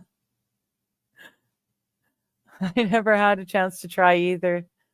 Guy selling ecstasy in the neighborhood wouldn't sell to me because it's bad for you, but he did grope me when he got the chance. Well, there's something on whatever give me feels, whatever. Yeah, that's what I was. Ecstasy was great until they started putting meth in it, because by that point I had gotten myself off of meth. So the speediness that they were adding and taking away from the actual ecstasy goodness, I stopped doing ecstasy. There's no point for that. But it took me a good long time, and it took me getting married to finally kick the last of the habits. I was drinking on the daily, and I was using cocaine to balance out the drinking at night and to get me through the day. Um, it worked for me because I was working in the film industry, right? And that's kind of the given, especially when you're, on a film set for 16, 18 hours a day. Um, it was just a given, a norm. So, it wasn't a bad thing for me.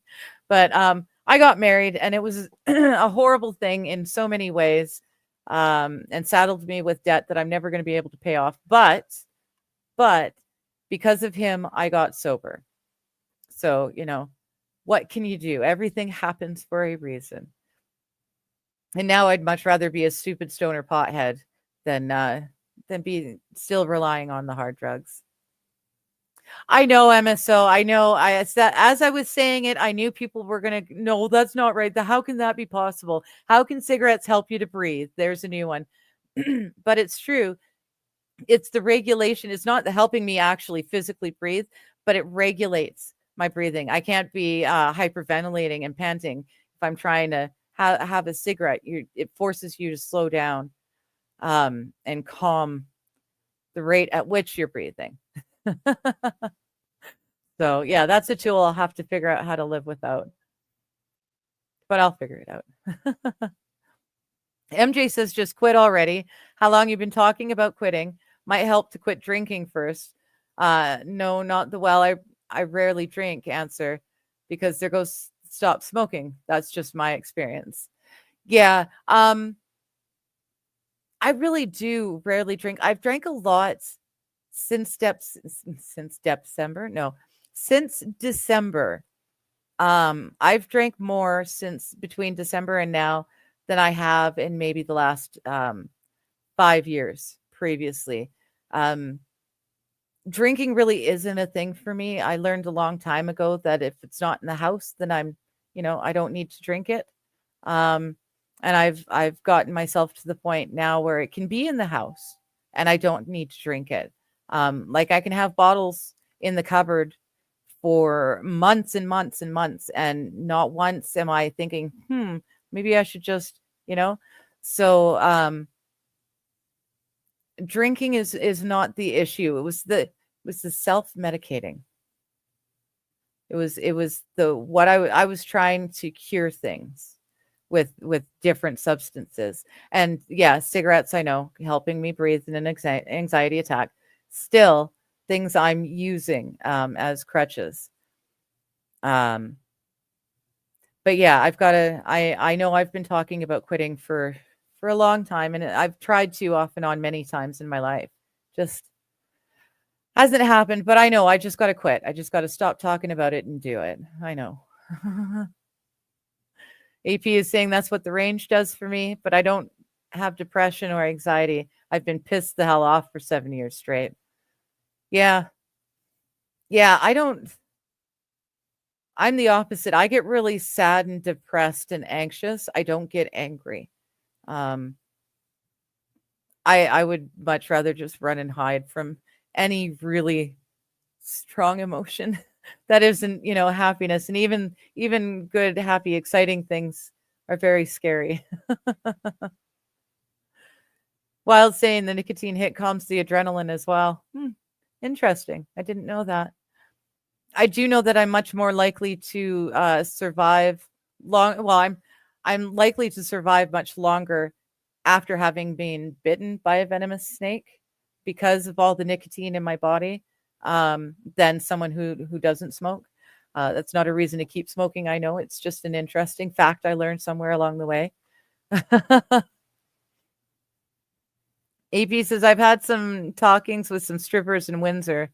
Some of the law students are very talented, right?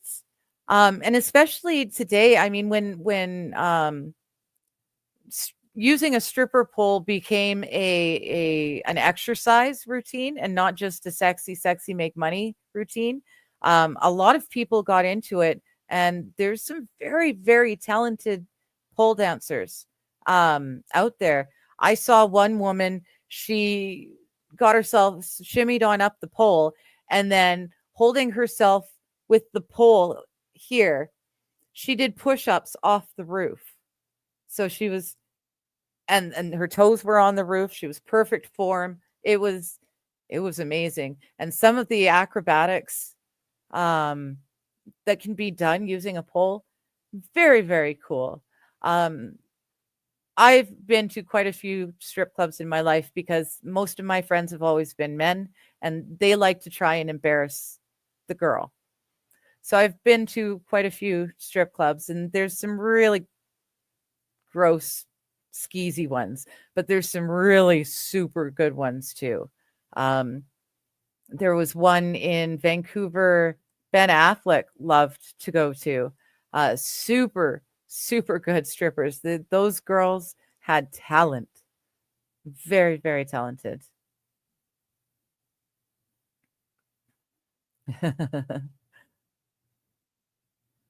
Am I aware Aaron hates cats? I've heard that he's not a cat guy, which is really funny because his dog is more cat-like than my cats.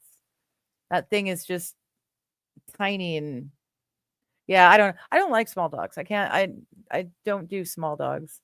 Um, why? So yeah, I like dogs. I'm not a fan of small dogs though. They're just too much, you know. Okay, this is funny going to Stonies. How far behind are we? 10 minutes. Exactly 10 minutes, Brian. So neener neener. My car, my own apartment, my girlfriend's garage, and my cabin. It's Queen Misty Gray of the Milky Way, galaxy owned. Nice. Mr. Q's got a few really nice kitties. Um, very, very pretty looking kitties. Oh, you were asking if I ever partook in angel dust. No, no, I never did. I did ketamine once while waiting for the meth to show up. You know, like I said, not smart, very not smart. Do not recommend it at all. Um, but yeah, I was medicating with illegal drugs, trying to treat illnesses that the doctors couldn't name. They had no idea what was wrong with me for my entire life. I've been told that they don't know what's wrong with me or that there's nothing wrong with me, that I'm imagining it, that I'm just making things up. I'm a hypochondriac, all sorts of stuff. It wasn't until I was 30 that they even wanted to acknowledge that fibro was a thing. And even now, they really don't know. It's kind of like an umbrella term that they shove a bunch of stuff into, the stuff that doesn't have other definitions. Um, but yeah, I was I had to medicate with other stuff because doctors weren't able to help me. So thankfully, I don't have to do that anymore. Stonies is gay, says DY. Have you been there? It sounds like a whole lot of fun. And the thing that sold me, the thing that told me, yes, that meetup when I get there has to happen at Stonies was Meme Copium's first Stonies advertisement, his commercial for Stonies. I saw that. I woke up one morning and that was first thing that came up. And I watched it and I thought, yep, for certain, I cannot go there, St. Cloud. I can't go to Minnesota and not go to Stonies. It's a thing now. I have to go.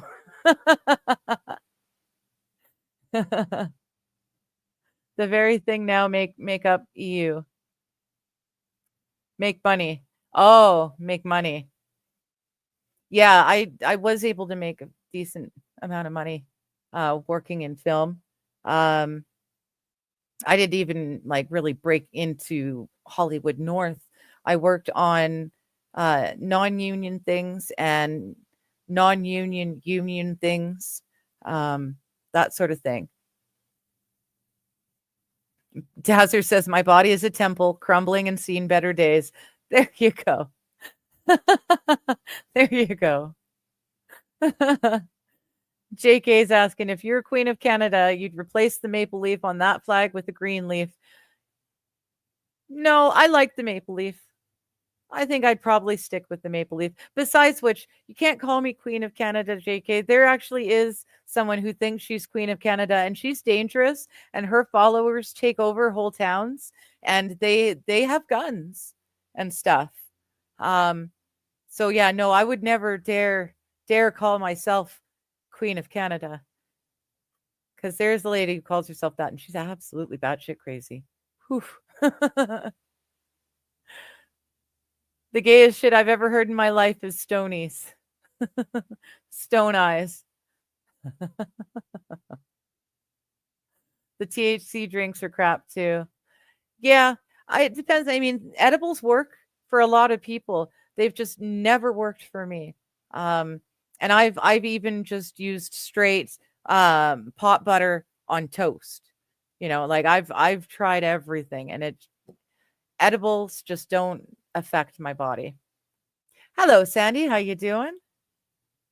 D what's asking what hard drugs are? Illicit drugs, opiates and speeds, and amphetamines and acid and all that, you know, fun stuff. Yeah, I don't really drink very often. I used to a lot. Again, I was self-medicating, and once I found drugs, I didn't need to drink as much. Um, and that's when I really realized that, yes, I was an addict. Like I need to attend meetings and do that sort of thing. But it wasn't the alcohol. It was the trying to fix stuff that couldn't be fixed. So yeah, that was more my thing. I still, like I said, I still, I've got the meetings. I've got AA, and I watch what kind of meds my doctors put me on. My doctor knows exactly my situation, so she knows what'll fit and what won't. Um, but yeah, it sure helped my sobriety when I didn't have to self-medicate anymore. I seen someone make Molly out of carpet cleaner, so over 20 years ago, I quit. Yeah. Yeah, that would do it for me. I once watched someone make a sheets of acid, multiple sheets of acid, by hand stamping each little square after printing out the perforations. This is back in the day when you still had the dot matrix paper. You had to tear the things off of the sides. This guy printed the dotted lines to make all the little squares. He hand stamped each one, and then he sprayed it with all sorts of different stuff, hairspray and just all sorts of different things that he found. Sat them in pennies to get that coppery taste on them. He would do all sorts of things, and then sell it. So I don't know. I don't have the guts. I never had the guts to do that sort of thing. My luck, I'd be caught out, So that's what kept me from doing dishonest things when I was, a jerk off user. I was afraid of getting caught.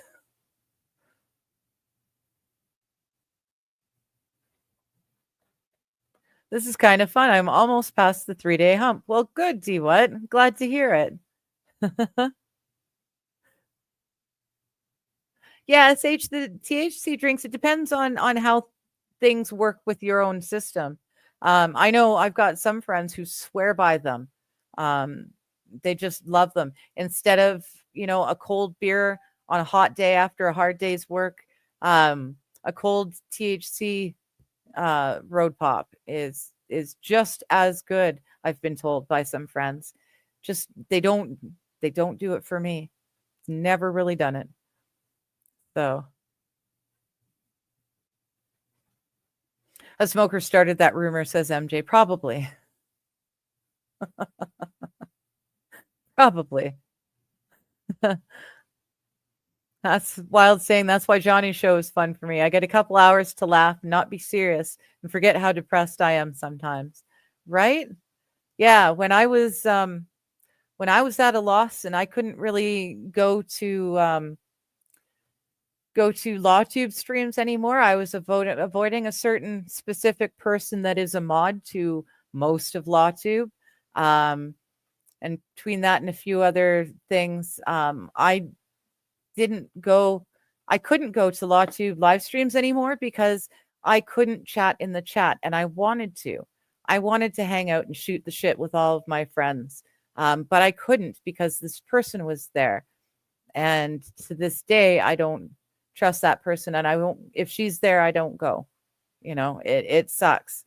But yeah, so I was really at a loss, and Bobby told me, or Sammy told me, sorry, wasn't Bobby, it was Sammy that told me about Johnny's show, and told me about this cat that likes to wail and hump stuffies.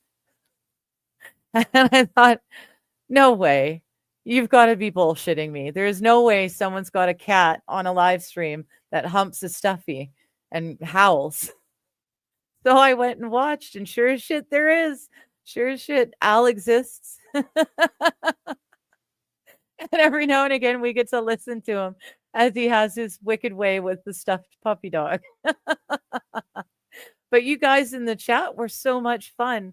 You guys really were that new group of friends that, when you're the new kid in school. You guys were really great, very welcoming, and a lot of fun. I really love you kids. Yeah, you're just so much fun. And it helps that Johnny's fun too. Like laughing.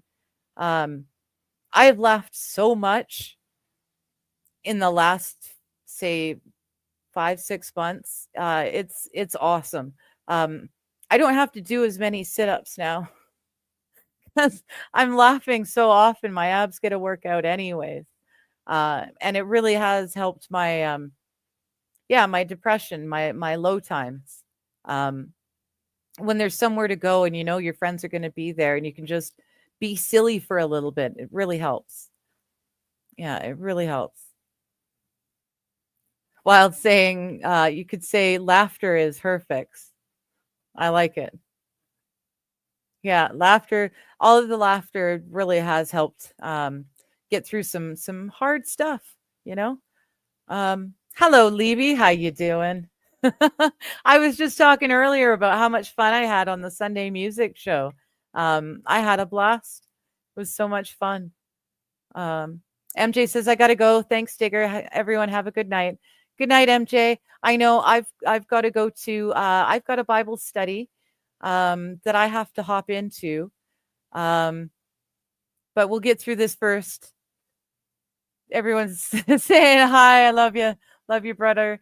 No homo. I love you. No homo. Love you back. Oh, you boys are so cute. SH says, I've only been to a male strip club with my gay friends a long time ago. It was fun, met fun people, but I was uncomfortable with the dancers having a normal conversation while they're dancing at the bar.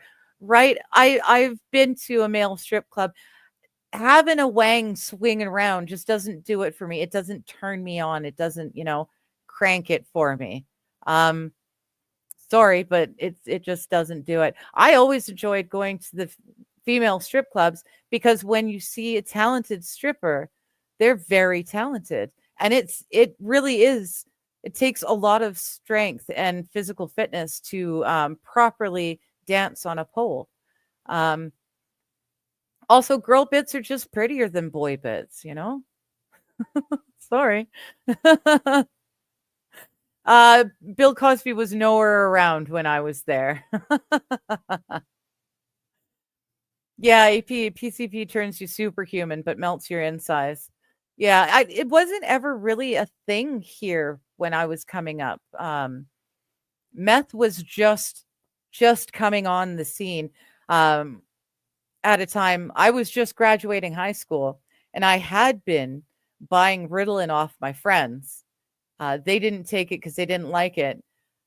I don't need it for that purpose. So for me, it hit like a speed. It hit like an amphetamine, and it just sped me up. It gave me energy, and the anxiety, rolled away. I wasn't tired. I was less noticeable of the soreness that was happening. It let me function. For the first time in my life, I was able to do all the things all my friends were doing and keep up with them, So when I graduated, there's no one to buy Ritalin from anymore. Someone introduced me to meth, and meth was just hitting. It was just becoming big, and so you could still steal all the main ingredients from the store, which meant that I was buying the cleanest version of meth that you could buy at the time, right? Like nowadays, shake and bakes, you don't know what's in there or what they're using. Just about everything these days has fentanyl. That's the best way to keep me from ever doing drugs again. It's just the fear of fentanyl because it's in everything. But yeah, I liked the Speedies because it helped me to function like a regular human. Sandy says she'll drive by. She drives by often, so yeah, I will definitely let you know when I'm officially in town and going to the Stonies. It's going to be, yeah, that's one of the things that I'm really looking forward to.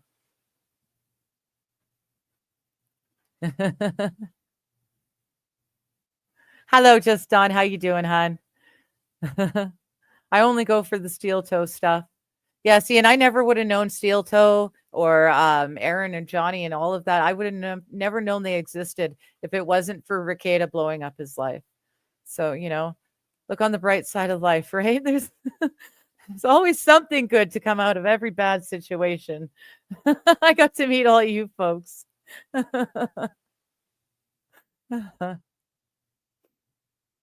is saying, I miss those loud printers and the long streams of paper. Oh, man.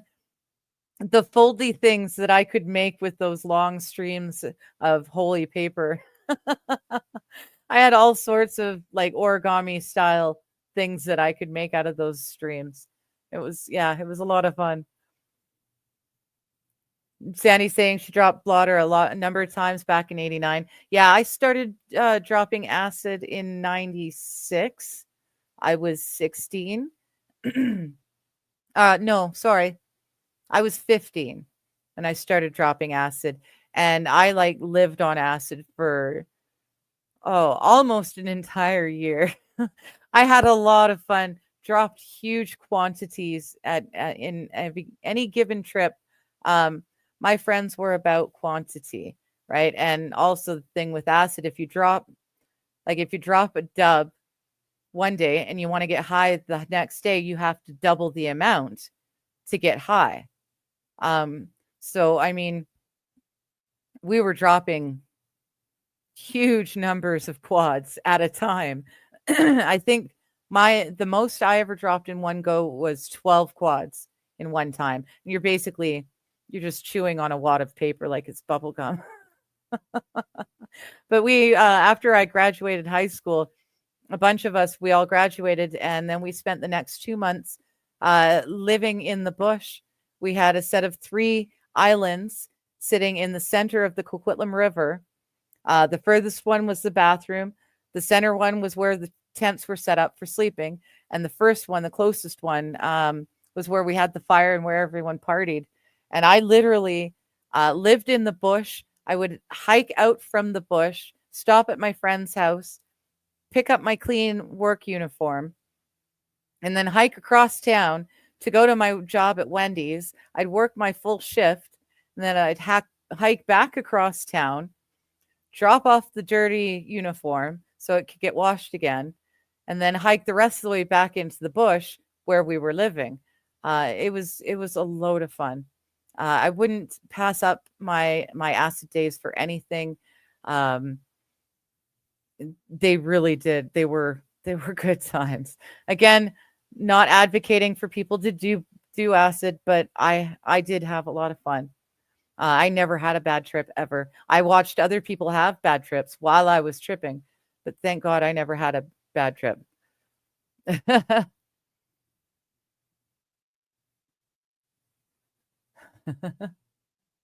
All right. Yes. Good night, everyone. I love you all. Johnny's saying Al says hello. Well, hello, Al. How you doing? Sandy worked at Wendy's too.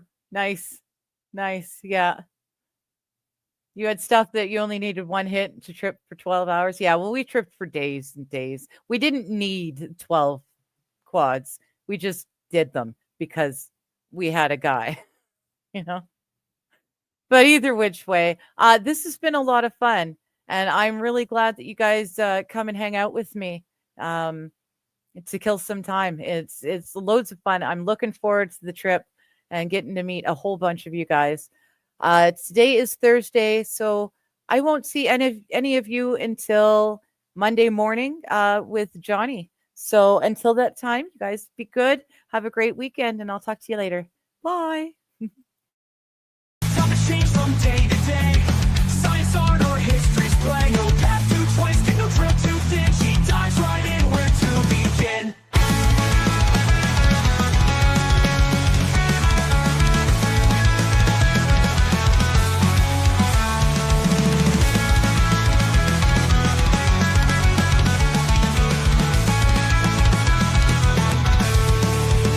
After anything, nothing's too obscure. I'll get on that She'll dig tonight, into the spirit Kaiser. so pure. From ancient lore to future dreams, every question finds its gleam.